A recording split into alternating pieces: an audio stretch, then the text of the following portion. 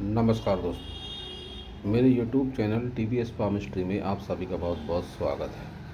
दोस्तों, अगर आप भी अपनी हस्तरेखाओं के संबंध में कोई जानकारी चाहते हैं या अपनी हस्तरेखाओं का वीडियो बनवाना चाहते हैं तो इससे दिए हुए व्हाट्सएप नंबर पर व्हाट्सएप मैसेज कर सकते हैं। कृपया कॉल ना करें। ये जो हैंड एनालिसिस नंबर आप देख रहे हैं 789, यह इनका जिनका हैंड है उनका यह हैंड एनालिसिस नंबर है। भविष्य में जब कभी ये कोई सवाल पूछना चाहें या अपना वीडियो देखना चाहें तो यह नंबर इन्हें वीडियो ढूंढने में चैनल में काफ़ी सहायता करेगा। ये जो हाथ देख रहे हैं आप स्क्रीन पर यह एक 50+ आयु का मेल हैंड है। बिजली विभाग में कार्यरत हैं।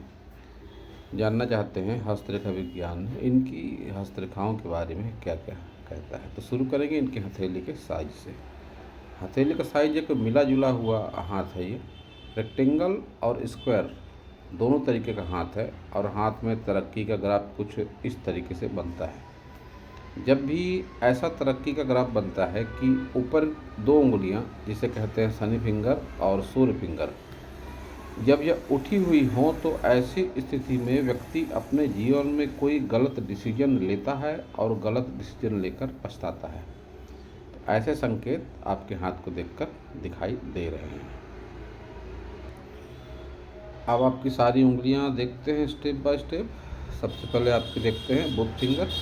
काफ़ी लंबी बुध फिंगर है। जब भी ऐसी लंबी बुध फिंगर होती है तो अच्छे भाग्य के प्रतीक के रूप में इस फिंगर को देखा जाता है। व्यक्ति चतुर होता है, चालाक होता है, बुद्धिमान होता है, एक से ज़्यादा भाषाओं की समझ ऐसा व्यक्ति रखता है, लेकिन जिद्दी भी होता है। यह गैप जब आती है हाथ में, ऐसी गैप ये, तो व्यक्ति की जिद को बताते हैं कि व्यक्ति जिद्दी भी जरूर होता है। सन फिंगर जिसे कहते हैं सूर्य फिंगर की लंबाई काफ़ी ज़्यादा है। इतनी ज़्यादा लंबाई सूर्य फिंगर की अच्छी नहीं मानी जाती है। ऐसी ज़्यादा लंबाई जब किसी व्यक्ति के सूर्य फिंगर की हो तो व्यक्ति के जीवन में आर्थिक असमानताएं जरूर होती हैं। कहने का मतलब जीवन में कभी बहुत ज़्यादा पैसा, कभी बहुत कम पैसा। ऐसे व्यक्तियों के साथ में आम लोगों की तुलना में थोड़ा ज़्यादा जरूर होता है। अब इस फिंगर के ऊपरी पोर पर यह कट है। एक तरीके से ऊपरी पोर द्विभाजित हो चुका है। ऊपरी पोर को देखा जाता है मानसिक रूप से और सूर्य फिंगर को देखा जाता है सरकारी कामों के लिए, पिता से संबंधों के लिए, पुत्र से संबंधों के लिए, साथ ही रोजी रोजगार आपका अगर सूर्य से जुड़ा हुआ है, सूर्य से संबंधित व्यवसाय से जुड़ा हुआ है तो ऐसी स्थिति में यह द्विभाजित पोर नुकसानदायक साबित होता है। आपने बताया कि आप बिजली विभाग में कार्यरत हैं, तो यह पोर कुछ मिली जुली घटनाएं जो आपके हित में नहीं होंगी उसके संकेत दे रहा है। पिता से मनमुटाव, अगर पिता जीवित नहीं है तो पुत्र से कोई आपके मतभेद, असामान्य मतभेद, साथ ही आकाशीय भय जिसमें बिजली गिरना या बहुत बार हवाई यात्रा से डर लगना या हवाई यात्रा में कोई नुकसान हो जाना, ऐसी स्थितियाँ, ऊंचाई से डर लगना, ऐसी बातें आपके साथ में होंगी। अत्यधिक गर्मी लगती है ऐसे व्यक्ति को और आँखों से संबंधित समस्या भी होती है या आँखों पर चश्मा ऐसे लोगों के अवश्य ही लगता है। यह बात मैं अपने बहुत सारी वीडियो में कह चुका हूँ। यह है आपकी शनि फिंगर। शनि फिंगर की लंबाई बढ़िया है, मोटाई भी बढ़िया है। गुरु फिंगर की आपकी लंबाई काफ़ी गहराई में धंसी हुई है। हालांकि फिंगर लंबी है लेकिन ऊंचाई इसकी ज़्यादा नहीं हो पा रही है क्योंकि गहराई में काफ़ी धंसी हुई है। तो ऐसी स्थिति में ऐसे लोगों में मजबूत लीडरशिप क्वालिटी नहीं होती है। घर परिवार में भी ऐसे लोग किसी के मर्जी के मुताबिक ही चलते हैं। जीवन साथी का कहना भी ऐसे लोग काफ़ी हद तक मानते हैं। अपनी आस्था का प्रदर्शन ऐसे लोग बहुत ज़्यादा नहीं करते हैं। ये जब गैप आ जाती है, ये गैप जीवन साथी से वैचारिक मतभेद को भी बताती है। ऐसी गैप जब होती है तो व्यक्ति बहुत बार आत्मीय संबंधों में, विशेषकर वैवाहिक संबंधों में उदासीनता की भावना भी एक बढ़ती उम्र के साथ या अपने जीवन के किसी अपने जीवन साथी की किसी आदत की वजह से ज़रूर रखता है। थंब आपका काफ़ी ज़्यादा लंबा है और स्ट्रेट है, तो ऐसे लोग ज़िद्दी होने के साथ ही मितव्ययी भी होते हैं, पैसे की अहमियत को समझते हैं, किसी पर आसानी से विश्वास ऐसे लोग नहीं करते हैं। साथ ही इच्छा शक्ति ऐसे लोगों की ज़्यादा होती है, तर्क शक्ति भी अच्छी होती है क्योंकि तर्क शक्ति वाला भाग आपका अच्छा खासा लंबा दिखाई पड़ रहा है। लेकिन ये भाग बहुत अधिक बाहर नहीं है। ये भाग जितना ज़्यादा नुकीला होता है तो व्यक्ति की चतुराई चालाकी का स्तर उतना ज़्यादा होता है। तो आप अपनी बुद्धिमत्ता का उपयोग पैसे कमाने के लिए बहुत हद तक नहीं कर पाते हैं, या बहुत बार आ, आपकी बुद्धि का उपयोग जो होता है बहुत अधिक आमदनी के रास्ते में, ऐसा कह सकते हैं कि बहुत अधिक काम नहीं आता है और सीमित मात्रा में ही आपका सारा कुछ बेनिफिट वगैरह रह जाता है। तो अब आपके सारे माउंट देखते हैं। बुध पर्वत उभार कह सकते हैं ठीक ठाक सही है। कुछ खड़ी रेखाएं भी हैं जो धन के लिए देखी जाती हैं, तो रुपये पैसे की कमी तो फिलहाल कोई लगती नहीं है। ये आपकी विवाह रेखा है जो बताती है कि विवाह आपका काफ़ी लेट आयु की अवस्था में हुआ है। एक हल्की सी विवाह रेखा ये भी है जो इस बात का संकेत है कि एक विवाह संबंध आपका टूट चुका है या कोई जीवन में आपके वैवाहिक जीवन में कोई नेगेटिविटी भी जरूर हुई है। अब आपका सूर्य पर्वत देखते हैं। सूर्य पर्वत आपका गहराई में धंसा हुआ सूर्य पर्वत है और बहुत अच्छी सूर्य रेखा नहीं है। ऐसी स्थिति में जब सूर्य पर्वत गहराई में हो, सूर्य रेखा अच्छी ना हो, तो ऐसे लोग किसी का कितना भी आसान कर लें, इनका कोई भला नहीं मानता है। साथ ही पुत्र से सहयोग ऐसे लोगों को कम मिलता है। शनि को देखते हैं तो शनि पर रेखा तो बढ़िया चल रही है। ये रेखा एक अच्छे धन के लिए इस रेखा को देखा जाता है कि वृद्धावस्था में भी व्यक्ति के आय के साधन बने रहते हैं। फिर भी ये जो ऊंचाई वाला भाग है, यह भाग ऊंचा और ये भाग गहरा है, तो यह दोष पैदा करता है। शनि और सूर्य में वैसे भी शत्रुता है, तो इस तरह का असंतुलित उभार अगर आपकी कुंडली वगैरह भी होगी तो उसमें दोष जरूर होगा। शनि और सूर्य बहुत अधिक व्यवस्थित स्थिति में नहीं होंगे। गुरु को स्पेस मिली है काफ़ी अच्छी, तो कह सकते हैं कि ऐसा व्यक्ति खाना खाने का शौकीन होता है, खान पान के शौकीन ऐसे लोग होते हैं।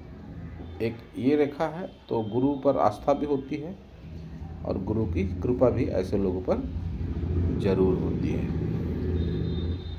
निम्न मंगल को देखते हैं तो निम्न मंगल का उभार बढ़िया है, और निम्न मंगल का उभार जब ऐसा होता है तो व्यक्ति की पर्सनालिटी काफ़ी एनर्जेटिक भी जरूर होती है। राहु रेखाएं हैं, लेकिन बहुत अधिक राहु रेखाएं आपके हथेली पर दिखाई नहीं पड़ रही है। एक ये रेखा है जो इस बात का संकेत है कि आयु 40 के बाद व्यक्ति के जीवन में संपत्ति, सुख और जीवन जीने के साधन, सुख वाले साधन काफ़ी हद तक बढ़ जाते हैं। और शुक्र को आपके स्पेस अच्छी है, शुक्र भी आपका अच्छा है, खड़ी रेखाएं चल रही हैं ये, तो व्यक्ति को अचानक धन लाभ भी होता है। और अचानक धन लाभ के साथ ही ऐसे लोगों के साथ सकारात्मक रवैये वाले लोग हमेशा साथ में रहते हैं। केतु पर मछली का चिन्ह है आपके ये, जो पुश्तैनी जमीन जायदाद से लाभ को भी बताता है। ऐसा व्यक्ति धार्मिक प्रवृत्ति का भी होता है। चंद्र को स्पेस भी ठीक ठाक है। जब भी इस तरीके से चंद्र से भाग्य रेखा निकलती है तो व्यक्ति का भाग्योदय अपने जन्म स्थान से दूर जाकर ही होता है। बाहरी मंगल पर उभार बढ़िया है, कोई कोर्ट कचहरी वगैरह के चिन्ह ऐसे दिखाई नहीं पड़ते हैं। कोर्ट कचहरी पुलिस थाना जब भी कभी आपके साथ में होगा तो साधारण तरीके का ही होगा, बहुत अधिक विवाद में आप कभी भी नहीं पड़ेंगे। आपकी सारी मेजर लाइनों को देखते हैं तो आपकी हृदय रेखा बहुत अच्छी स्थिति इस हृदय रेखा की नहीं है।